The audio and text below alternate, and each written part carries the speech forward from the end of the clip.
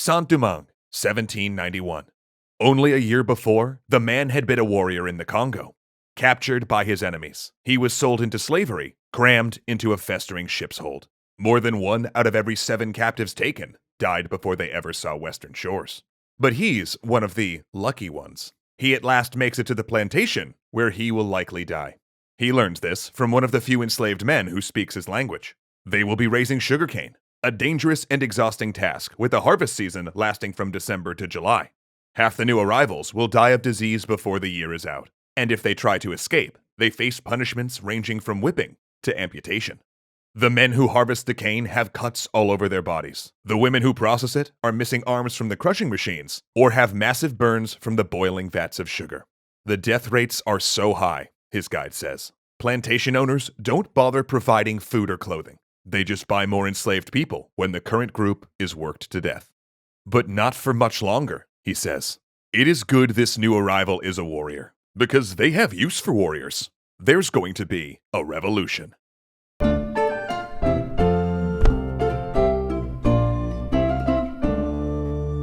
The Haitian Revolution is a unique event, both an offshoot of the French Revolution and an anti-colonial struggle. Haiti would become the second American nation to successfully win independence. And it remains, to this day, history's only example of enslaved people successfully rising up against their oppressors. An act that stunned the world and reshuffled the political order.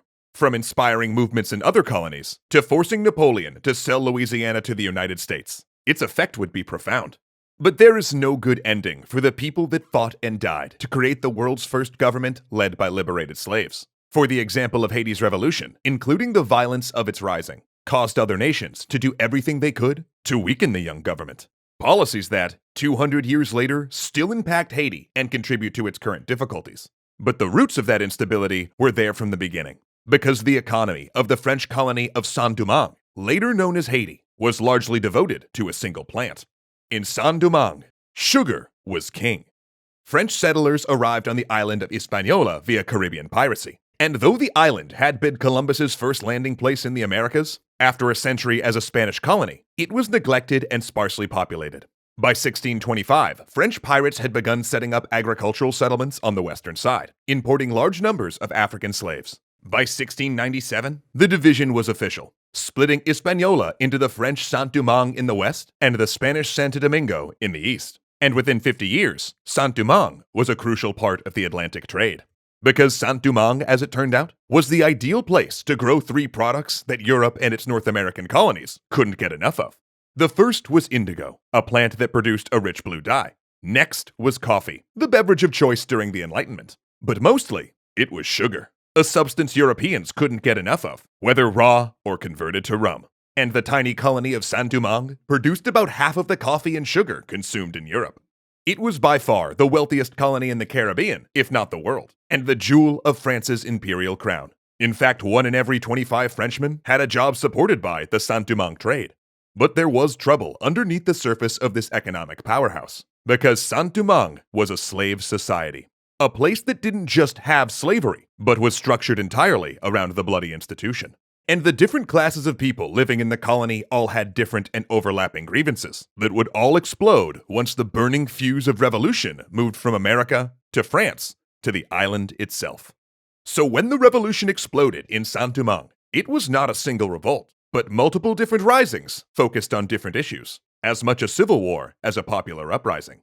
Now, this gets really complicated and nuanced fast, but to understand what's going to happen, we have to give you a rundown of how society on Saint-Domingue stood in the 1780s, right as revolution was starting to brew in Paris. So, we're going to look at 3 parts of Saint-Domingue's population: the whites, the free people of color, and the enslaved. The white plantation owners, known as the Big Whites, lived in huge estates. The city of Le Cap in the colony's north looked a little like Paris, with street grids and a massive theater.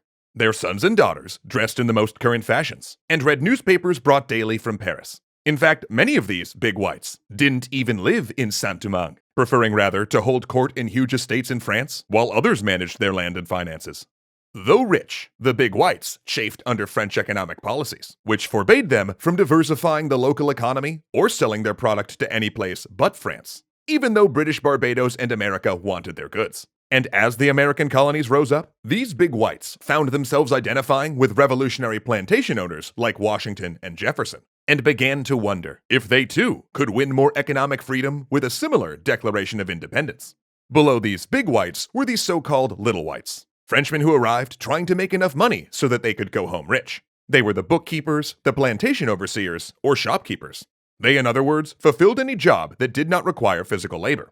These little whites resented the big whites for their money and power, looked down on the enslaved as inferior, and considered the colony's free people of color, often richer and better educated, as economic rivals. The free people of color require a bit of explanation, as they were a fairly unique class to the Caribbean. In the early days of the colony, men outnumbered women heavily, and there were few female colonists. This led to a large number of French men having coerced or violently forced relations with female slaves. In some cases, these French men freed and married the women or freed the resulting children. Over time, this created a class of people known as the free people of color, who became a distinct economic force. You see, under the laws of France, the free people of color were not equal. They couldn't vote, for instance, but they could hold land and inherit property. And unlike the little whites, who were always taking their earnings back to France, the free people of color stayed put and built multi-generational fortunes.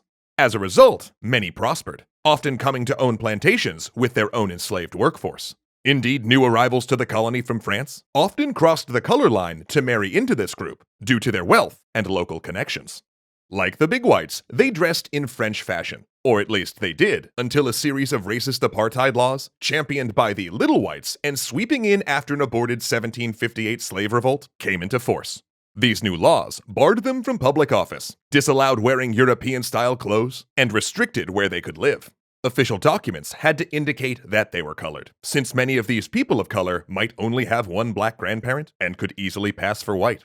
And bizarre charts tracked blood quantum to figure out exactly how black someone was.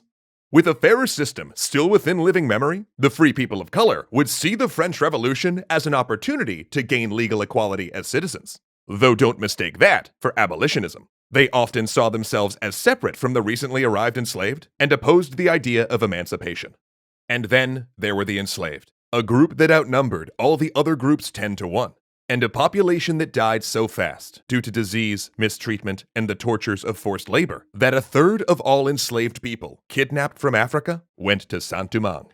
Recently arrived from different areas, they spoke a common French Creole and developed Vodou, a system of religious beliefs that melded African religious elements with Catholicism. And while any open resistance was put down with violent punishments, including being thrown into boiling sugar, eaten alive by insects, or blown up with gunpowder, the enslaved developed other methods of economic sabotage.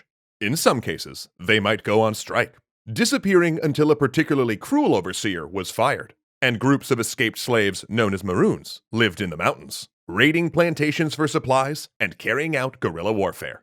But there were also more everyday forms of resistance: slow work, faking illness, or pretending not to understand tasks. Tactics that proved so effective that the colony's white population were thoroughly convinced that the enslaved were stupid and lazy. An attitude that caused them to fatally underestimate the threat when the revolution came, and the battered enslaved turned their machetes to a different use. Because while there were divisions in class, even among the enslaved, they did have a unifying cause.